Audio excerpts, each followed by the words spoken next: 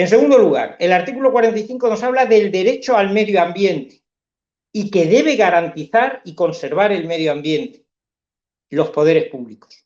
Por tanto, que desde los poderes públicos se incite y se apoye la generación eléctrica a través de energías renovables es un deber también de los poderes públicos.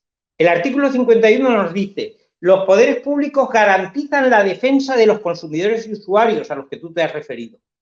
Por tanto, cuando estamos en un sistema de libre mercado, que no hay por qué discutirlo, pero existen unos consumidores y usuarios en los que no están en una regla de igualdad con el distribuidor, sino que estamos en contratos de adhesión con las compañías eléctricas, etcétera, etcétera, los poderes públicos tienen que garantizar la defensa de consumidores y usuarios.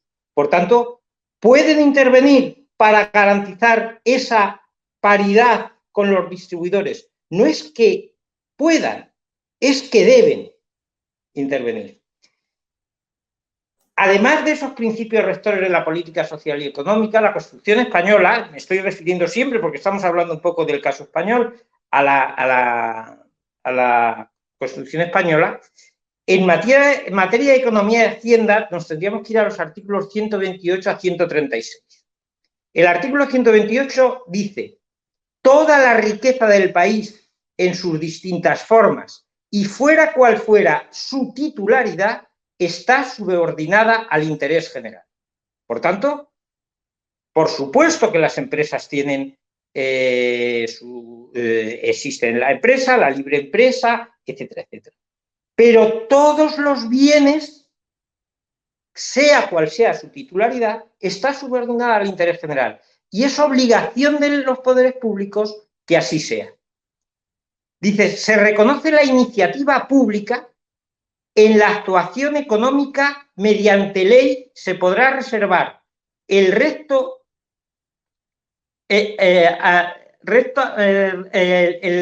uso público de los recursos y servicios esenciales, especialmente en caso de monopolio, y asimismo acordar la intervención de empresas cuando así lo exigiera el interés general. Por tanto, debe abstenerse los poderes públicos ante una situación como la que estamos viviendo.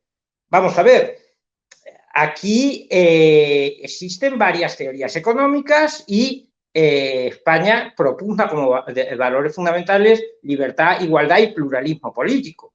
Tú puedes tener ideas políticas distintas, es decir, pues debe el mercado regular todo esto y ya se regulará, bien, pero al Estado y a los poderes públicos se les impone, como estamos viendo, uno a uno, una serie de obligaciones que no de derechos, es decir, puede o no puede.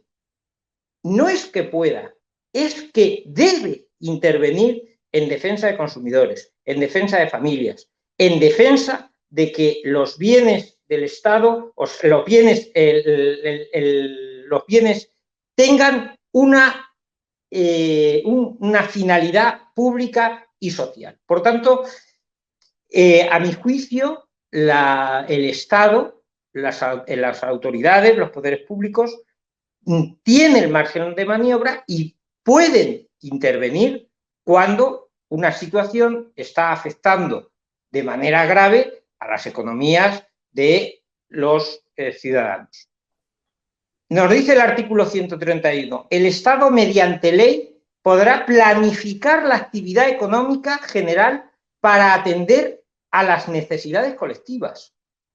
Cuando se dice, no, es que eso de Estado social es una cosa etérea, oiga, la Constitución, literalmente, yo estoy hablando de la literalidad de la Constitución, está diciendo los deberes que tienen los poderes públicos a la hora de enfrentarse a situaciones económicas complejas.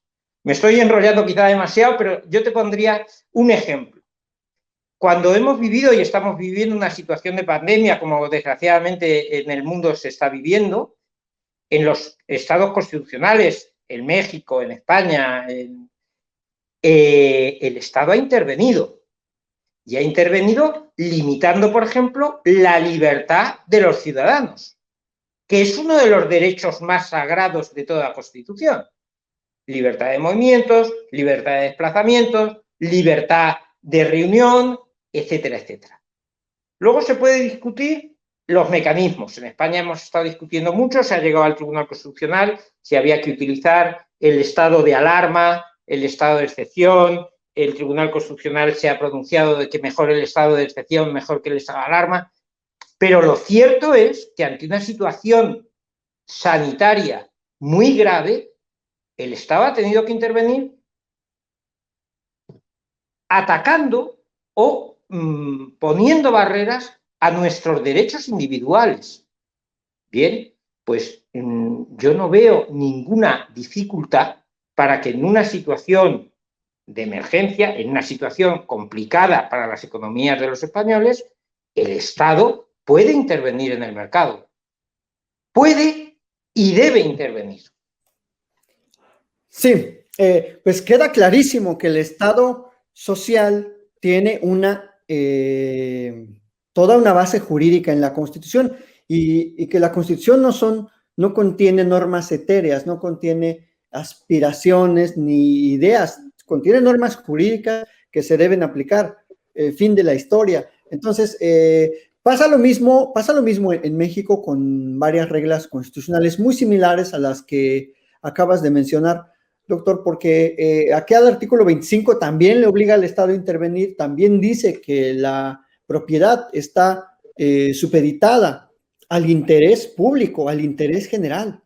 Y muchas constituciones tienen esa regla, pero las empresas y luego sus voceros en los medios grandes de comunicación siempre apelan como a la existencia de un autoritarismo cuando el Estado quiere fijar alguna regla, quiere interferir poquito, dicen, no, ya estás atacando el libre mercado, vas a desmontar el libre mercado, comunistas, etcétera, y empiezan a crear toda un coro de alarmismo. Y como tú bien dices, las autoridades estatales intervienen ante una situación grave. Y aquí quiero que nos abones un poco más a este tema de la pobreza energética en España. En datos duros, ¿cuáles son los aumentos? ¿Cómo podríamos explicitar un poco más los precios en comparación con el nivel de ingreso, los mínimos de rentas en España? ¿Y cómo es que ha afectado a la economía familiar? ¿Qué tanto de su nivel de ingresos de una familia en promedio o de las familias pobres pues les afecta? ¿A cuánto asciende ese aumento de las tarifas? ¿Cuánto paga una familia por toda la factura? ¿Puedes Bien, decir no quisiera equivocarme o dar datos que no son correctos. Yo he oído noticiarios de última hora, de ayer o anteayer, yo he oído que se hablaba de que estos valores récord de la electricidad pues están suponiendo un 200% del valor de la electricidad que se iba manteniendo anteriormente. Pero no quiero fijarme en el dato concreto porque, ya te digo, mi intervención no quiero que sea una intervención de un economista que puede tener datos directos y que sean más reales. El concepto de pobreza energética aquí se utiliza, no sé si vosotros manejáis ese tipo de términos, cuando una familia, pues, por ejemplo, tiene problemas para calentarse en invierno. Es decir, cuando una familia, pues, a lo mejor tiene calefacción en su casa, pero debe apagarla porque el recibo del gas es excesivo y, por tanto, no puede llegar a fin de mes si tiene que pagar la factura del gas. ¿De acuerdo? En esos términos se habla de pobreza energética. Se habla el gobierno actual, sí es cierto que está tomando determinadas medidas puntuales en esa materia y prohíbe en muchos casos los cortes eléctricos a determinadas familias necesitadas cuando se acredita una serie de